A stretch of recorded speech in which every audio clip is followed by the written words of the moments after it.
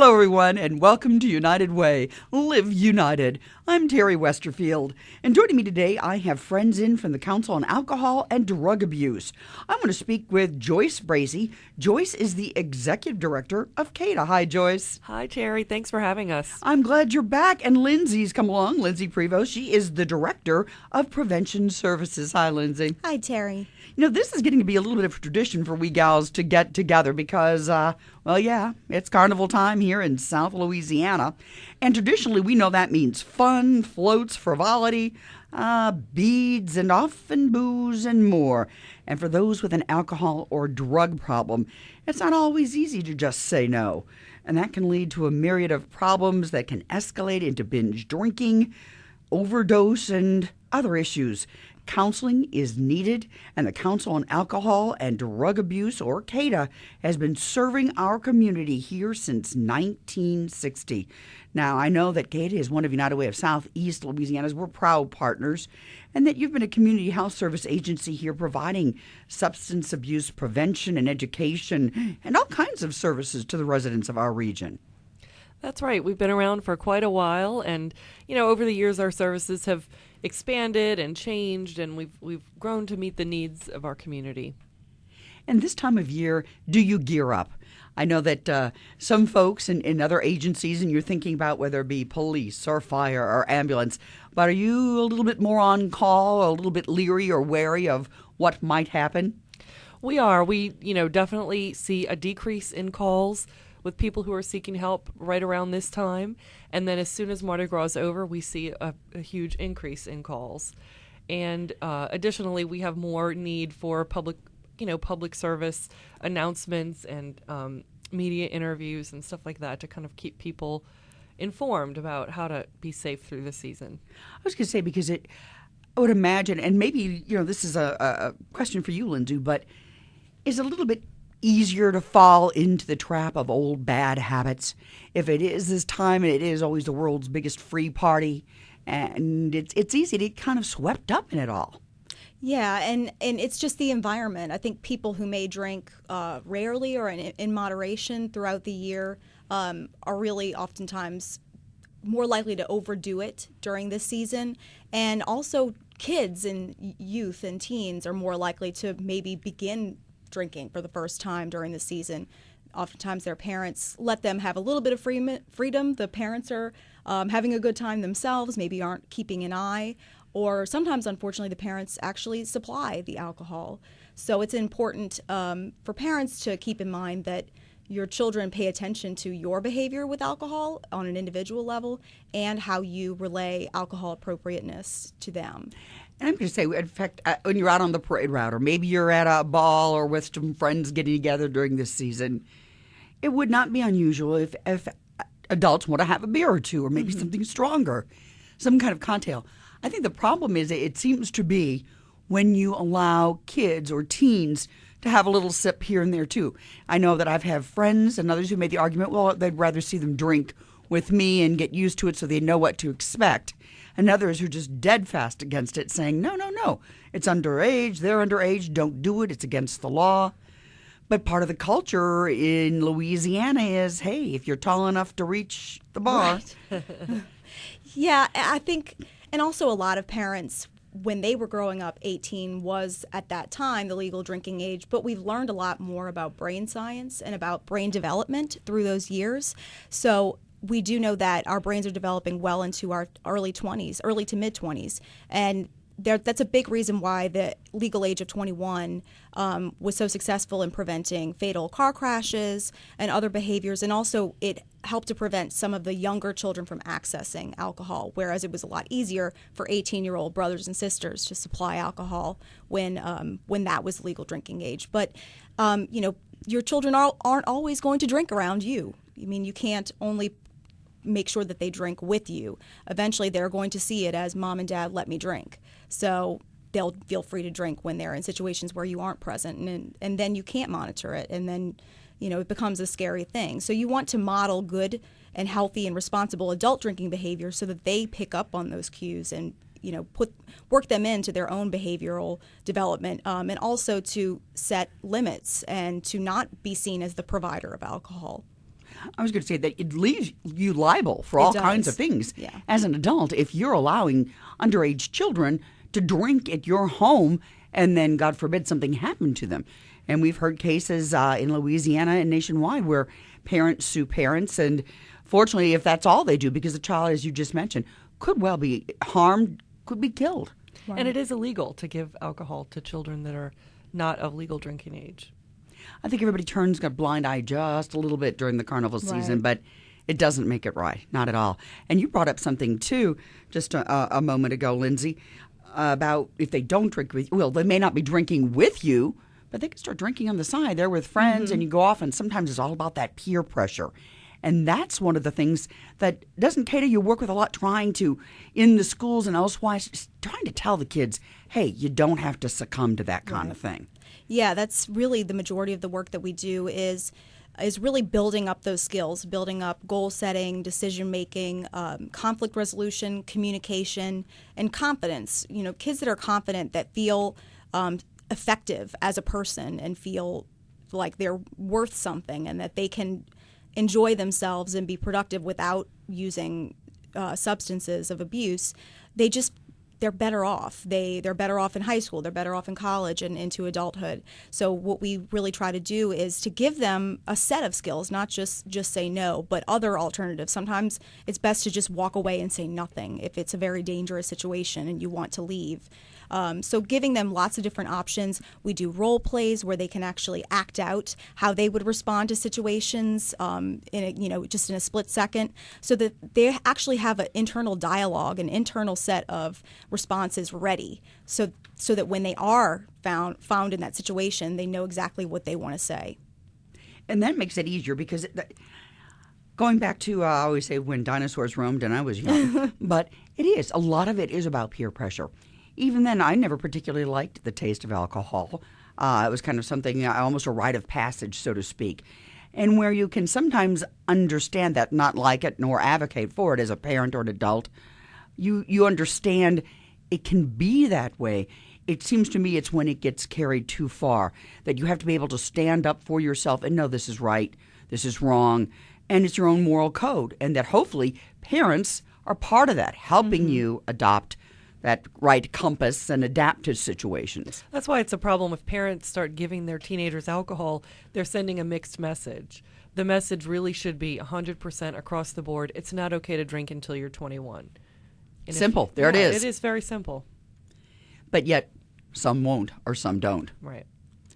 I have to ask also, this time of year, again, we seem a little bit more willing to throw caution to the wind. So it's not only the drinking along the parade route or somewhere at a family party or a get-together. We're hearing about more and more drugs turning back up on the streets. Everything from marijuana, which has probably always been there and now being legalized in some states, which you can make the argument it's a gateway drug. Others say no. But who knows? People have been talking about there could be people bringing it in from out of state now that it's more readily accessible. We're also hearing from friends within police departments and elsewhere that hard drugs, heroin, cocaine, all these things that we knew weren't gone, but we didn't think were really so easily attainable in this area, they're coming back. Yeah, heroin is a huge problem right now, primarily because of the problem with opiate addiction and painkillers. People start with that, and then they can't get it from their doctor anymore, so they have to move on to heroin, which is actually easier to get and cheaper in many cases. And when you talk about the painkillers, you're talking about, well, I hate to say it, but there have been a number of pill mills that have been around and shut down and that kind of thing. I guess that's one of the more easily addictable kinds of drugs. It's highly addictive, yes. Right, and it's something that usually begins very innocently as a normal treatment protocol, and then that person continues to use the medication even after their pain and whatever condition has resolved. And that's when they begin to notice the euphoria and if they are going to have a positive feeling, sometimes they'll also drink with it. So they begin to build a tolerance without realizing it and then become dependent on it. And an unintended consequence of the effective policing and control of pill mills is the fact that people are now looking for an opiate substance that they can get their hands on, and heroin just so happens to be the thing that they're going to. Wow. And again, that's something you thought that was disappearing. We had, unfortunately, a few kind of star cases that we heard about. And now it's back to being on the streets. Right. Wow. When you hear about things like this, how does CADA kind of jump into action? Is it again about the education component going into the schools, working with the peers, or is it also, do you take your message outside into other organizations? Well, we do. We work with several different community partners, and they come to us sometimes when they identify a need that maybe we can fill, and we work with our partners to figure out what the community needs, how can we address it. Additionally, we get all of the calls, the 411 calls, the 211. I'm so sorry, not 411. All of the 211 calls that are related to substance abuse, people seeking services, they come to us. So we really do kind of have an idea of what's going on in the community, what people are needing, and what resources they're trying to access as far as treatment and prevention. I was going to say, I want to clarify that a little bit because on the show you like to try to promote 211, which is the Healing 211 here in our area, and it is the 24/7 go-to information and referral line. So if I did have a problem or my child or someone I knew, I would call them as that first point of entry, and then they're going to transfer that call and say, wow, you need to talk to the experts. Right. And you folks at CADA, yeah, you know what you're doing. And we Yeah. thank you. You're there for everybody. What about this time of year, too? I always have to ask the question because sometimes at first you think it's funny. We won't name any schools, but say you're along the avenue and you see some couches start to appear along the trolley tracks, and you see a bunch of guys out there and they're drinking, or they may be sleeping, or there's just been a big party out. Sometimes you think the frat house has moved outdoors. And then we hear about the binge drinking. It starts off something kind of innocuous. They may be all of age, and, it's chug-a-lug here and this, that, and the other. It gets to be some serious imbibing going on.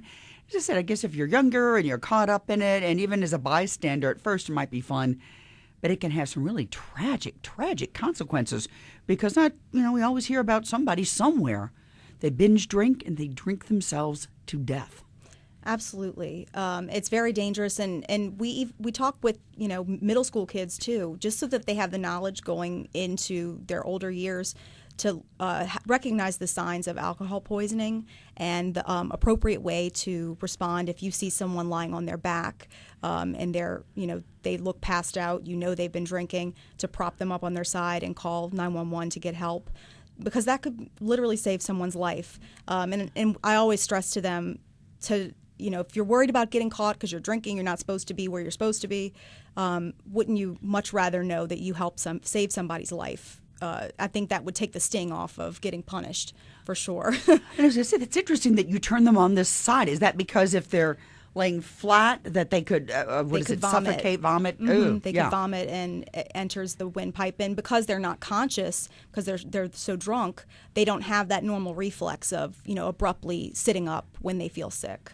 And it's just going to, oh my gosh. So it's an easy way to prevent some horrible accident like that from happening. And we hear about that again. Like I said, don't mean to come down on the Greek system or anything, but you can hear that again. Usually you associate it with universities and colleges and younger kids and whatever, but unfortunately it can happen anywhere. It can happen. Absolutely. Yeah, anybody could do it, but it's not a game. When does alcohol become fun? I mean, it's become such a part of our society that people don't know how to say no. They really don't. And I know that I enjoy a good cocktail now and then. I mean, I would be a liar if I said I didn't. Sure.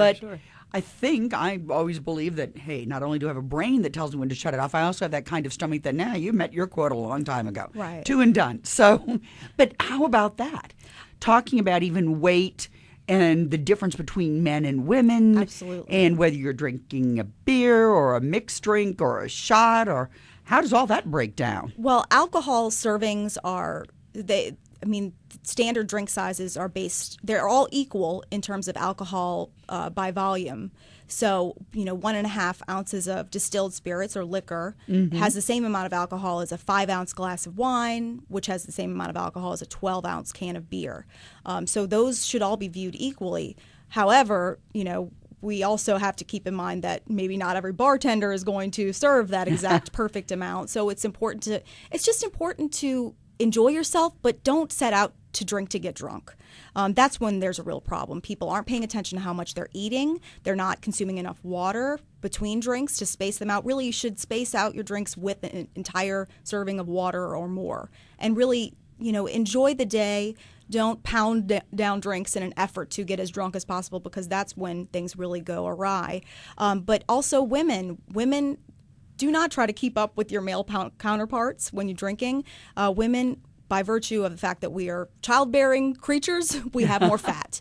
And the more fat you have, the more slowly alcohol is processed. And because alcohol is water soluble. So men have less fat and more water, and that's why their livers and the rest of their body can process alcohol a little bit more quickly.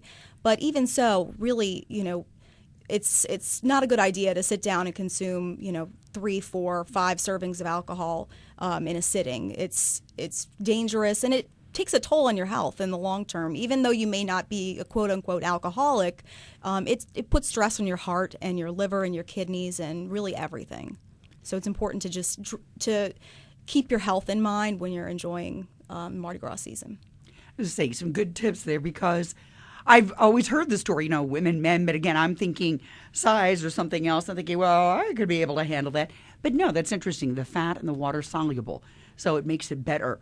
And I guess best of all, because we're not trying to say don't drink, but we hope that you can celebrate in other ways without getting toasted. Let's just be honest about it. And the good rule of thumb is that your body can process approximately one drink an hour. That's not exact, but it's a good rule of thumb for someone who's trying to enjoy themselves without going overboard.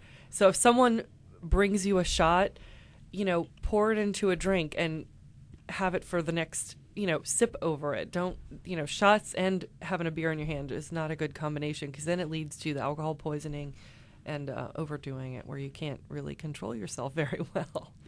Well, say somebody's gone off kind of the deep end here, and they really, really partied way too much during carnival season now. They want to get back in shape, and they're thinking, maybe it was only a one-time thing. I shouldn't have done it. I'm remorseful. I'm regretful, blah, blah, blah, blah. But then they start to think back, and, maybe it has edged up a bit. It's creeped up on them that they have been drinking a bit more. How do you tell when you've had too many? And by that, I don't mean just that night and then drinking, but when someone realizes maybe they do have a habit, maybe they do have a problem, and they need to seek some help. Well, usually, if somebody is having a routine where they're drinking at, in the evenings, and they're waking up feeling groggy, and this is becoming a regular thing, that's really your body's early signs of basically more not like full-blown dependence, but your body's getting used to that routine. It's not normal to drink to the point that you're hungover the next morning every single day. And really, if it's to a point where you can just willfully curb and cut back, that's really the best thing you can do. But obviously, if you're having trouble cutting back, if you're experiencing withdrawal symptoms like nausea, or really feeling like you need to drink in the morning to be able to resume your day, that's a problem. That's when you really need to seek professional help. That's something that you can't really safely resolve on your own. So you would need to seek out, inpatient or intensive outpatient, or even just outpatient treatment to help you resolve what's going on, because it may have gotten a bit out of hand and no longer in your control.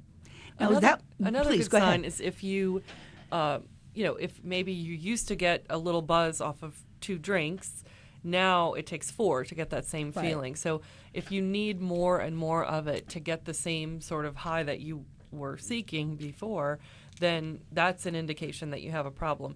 And if your family starts to notice, if people who love you are asking you to slow it down, or if you want to slow it down but really find yourself unable to do that, that's obviously a big indicator that something is wrong. Mm-hmm. And Joyce, is that a time that when people do, what would CADA's role be in this? Because will you provide the counseling as well, or do you then work in partnership with others and maybe other groups that we have where some have to be, I don't like to use the word institutionalized, but people do have in-house therapy, shall we say? Sure, that would be residential treatment, Sure. or inpatient outpatient services as well. So we do substance abuse assessments. So we have professional licensed counselors who can do anonymous, non-biased assessments with you to help you determine if you have a substance use disorder. And if you do, then they'll help you determine what level of treatment is best for you. Some people can go to counseling once a week, and that will be enough. And some people need it 3 times a week, and some people need to live in their treatment facility. It just depends how progressed your disease is and, different factors of people's lives. Do you ever find in the patients that you've dealt with, is there indeed, I guess what I'm looking for, some kind of family background? Because I always hear the case made that alcoholism is a disease and that it can be a trait of sense that many alcoholics have a parent or sometimes both parents who are also alcoholics. So is it a learned behavior or an adopted one? Well, it goes back to the lifelong thing of nature versus nurture. It is a genetic thing. It can be so passed predisposition? down yes. Okay. But it also can be learned, and the two can play together. Obviously, if your mother's an alcoholic, you both inherit the genes to be more likely to become addicted, and you also are learning from her that's how to live. So they work together to create this sort of perfect storm. And that makes it much more difficult to deal with then than the occasional drinker, shall we say. Let's go back, if you don't mind, to the prevention aspect, because that's really, again, when you were talking about it earlier, Lindsay, going into the schools, trying to make them aware of themselves and the fact that they can be strong and avoid peer pressure. And it does seem to me that intervention prevention aspect is really, really how we're going to crack this nut, so to speak, and kind of get rid of the problems that we have had. Right, exactly. And it's also important, and something that I think the kids really, it resonates with them, is I tell them that people who drink before the age of 15 are 4 times more likely to have an alcohol use disorder later in life. And they're very surprised by that.